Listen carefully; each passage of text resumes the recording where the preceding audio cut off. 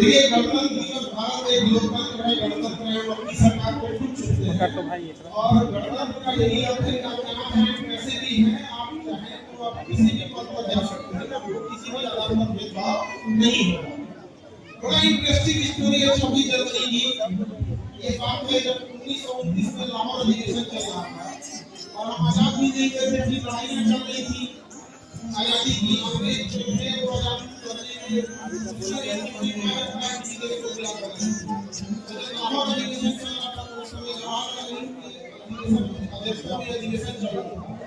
आजादी से पहले ही उसी समय हमने घोषणा कर दिया रावी नदी के तट पर मध्य रात्रि को कि हम आगामी 26 जनवरी यानी दिसंबर में ये अधिवेशन चल रहा था और 1929 में हमने घोषणा कर दिया कि हम अपने स्वाधीन हो गए। तो संविधान जब नहीं बना था उससे पहले हम इस दिन को स्वाधीनता दिवस मनाते थे, यानी आजादी से पहले हमने दृढ़ संकल्प ले लिया था कि हम स्वाधीन हो गए। और उसके कुछ साल बाद 1947 में जब आजादी हमें मिली तो हम क्या हो गए, गणतंत्र। जो यह बताता है कि जिस दिन हम ये संकल्प ले लेते हैं कि हमें ये काम करना है, भाई जरूर लगे कि वो काम जरूर पूरा हो जाता है। तो आज के दिन ये संकल्प लेना चाहिए हर इंसान को, अगर हम ठान लिए हैं किसी चीज को करने के लिए तो उसे पूरा करनी ही पड़ेगी। लेकिन आज भी 150 करोड़ की आबादी, दुनिया के सबसे बड़े जनसंख्या के हिसाब से हम देश जरूर हो गए हैं, लेकिन आज भी आप देखेंगे कि हमने हमारी ज्यादातर पॉपुलेशन को बहुत बेसिक चीजों की बहुत सारी दिक्कत है। ऐसे चीजों की दिक्कत है जहां हम लोग दुनिया के सबसे बड़े प्रोड्यूसर है, जैसे मिल्क में हम दुनिया के सबसे बड़े प्रोड्यूसर होने के बाद भी हम सबको एक गरीब तबके को एक बेसिक नीड तक नहीं उपलब्ध करा पा रहे हैं। इस पर सोचने की जरूरत है। तो आप सब लोग जो है हर फील्ड में अपने अपने फील्ड में इस चीज का भी जरूर ध्यान रखेंगे कि सबका ध्यान रखा जाए। अस्पताल में आप सब लोग अपने अपने फील्ड के डॉक्टर्स हैं, आपको जितने हैं सब हमसे ज्यादा सीनियर लोग हैं, हम आपको क्या बता सकते हैं।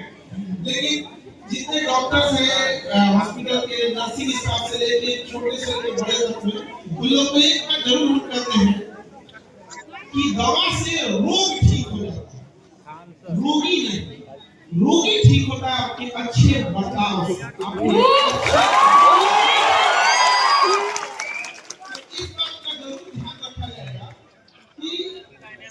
सबसे अमीर इंसान वही होता है जिसके बगल में बैठे इंसान को एहसास न हो कि वो गरीब है। तो ये चीज जरूर रखिएगा कि किसी के साथ इस बुनियाद पर भेदभाव न हो कि वो अमीर है गरीब है, क्योंकि जीने का हक सबको होना चाहिए। और ये चीजें हमें लगता है यहाँ पे, हालांकि डॉक्टर मेडिकल फील्ड एक ऐसा फील्ड है जो खास करके अपने वीमेन डिपार्टमेंट का सबसे बड़ा एक जीता जागता मिसाल है। कई बार ये कहा जाता है कि लड़कियां क्या करती हैं, उन्हें ये दिखाना चाहिए कि मेडिकल फील्ड का बैकबोन बोला जाता है नर्सिंग स्टेशन। अगर किसी हॉस्पिटल या किसी डॉक्टर के पास बेस्ट नर्सिंग टीम है तो वो समझिए वो डॉक्टर सबसे बेस्ट टीम कहा जाएगा, वो हॉस्पिटल सबसे बेस्ट होगा। और आज भी इंडिया का 90% से ज्यादा नर्सिंग डिपार्टमेंट फीमेल ने संभाल कर रखा है। और ये बात आप एविएशन देखिए, जो एविएशन डिपार्टमेंट है, हवाई जहाज, आपको आज भी देखिएगा जब आप जहाज में बैठते होंगे उससे पहले और उतरने के बाद तक आपको देखते होंगे कि एयर होस्टेस कभी शांति से बैठ नहीं पाई होगी। वो 40,000 फीट की ऊंचाई पर आपके हर चीजों का ध्यान रखती है। यहाँ किसी को 10 मंजिले पर चढ़ा दीजिए तो उसको लिफ्ट में किसी को डालना लगता है उतनी हाइट पे चढ़ती है। तो ये इस बात को बताता है कि 21वीं सदी का भारत है, यहाँ हम सब मिलजुल कर इस देश को आगे बढ़ाएंगे। कोई बड़ा छोटा नहीं होगा, सबके लिए एक जैसा माहौल बनाएंगे। हो चुके हैं जो आगे जा चुके हैं, इस मगध की धरती को याद रखिएगा। आप पाटलिपुत्रा के रहने वाले हैं। पाटलिपुत्रा बिहार की राजधानी वर्तमान जरूर है, लेकिन पूरी दुनिया को याद रखना चाहिए हम अखंड भारत की राजधानी पाटलिपुत्रा में खड़े हैं।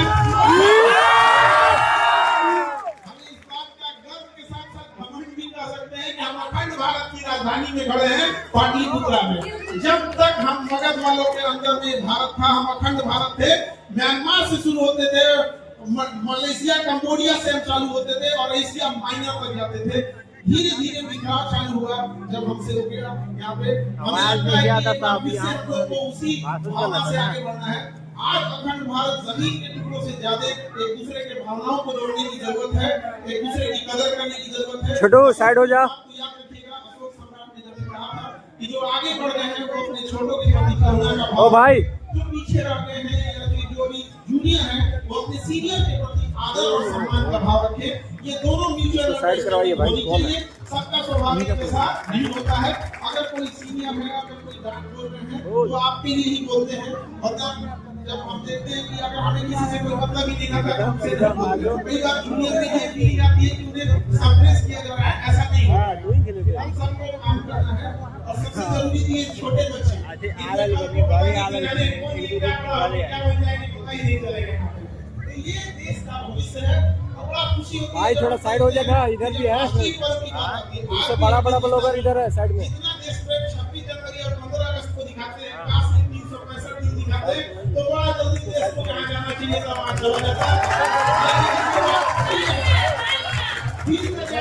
इस चीजों में उलझ जाएंगे, कभी राजनीति, कभी जाति, धर्म, एक बार थोड़ा इन सब चीजों से और एक बार अपने आप को बड़ा सोच समझ के सोने की चिड़िया बोला जाता है देश को आज क्या हो गया है। और उसका कारण कहीं ना कहीं हम सब, यदि हम 150 करोड़ हिंदुस्तानियों के 300 करोड़ भैया के ना खड़े हो जाएं और एक दूसरे को आगे बढ़ाने में सहयोग करें तो दुनिया की कोई ताकत भारत को आगे बढ़ने के लिए नहीं रोक सकती है।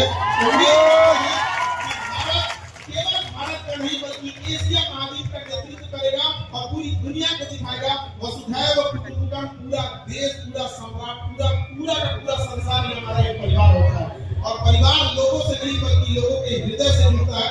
अगर सबके प्रति मान सम्मान की भावना रहे तो परिवार चाहे कितना भी बड़ा क्यों न हो एक साथ खड़ा हो सकता है। और आज 26 जनवरी इसका जीता जागता उदाहरण है। पूरी दुनिया का सबसे बड़ा परिवार 150 करोड़ लोग एक साथ खुशियां मना रहे होंगे।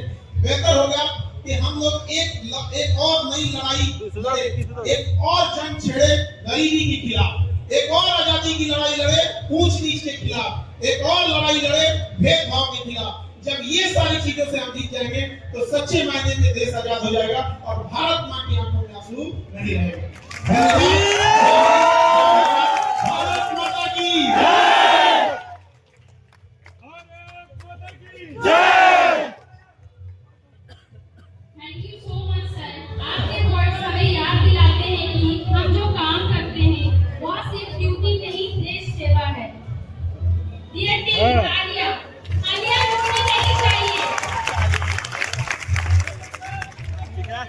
अब हम इस सेलिब्रेशन को एक ब्यूटीफुल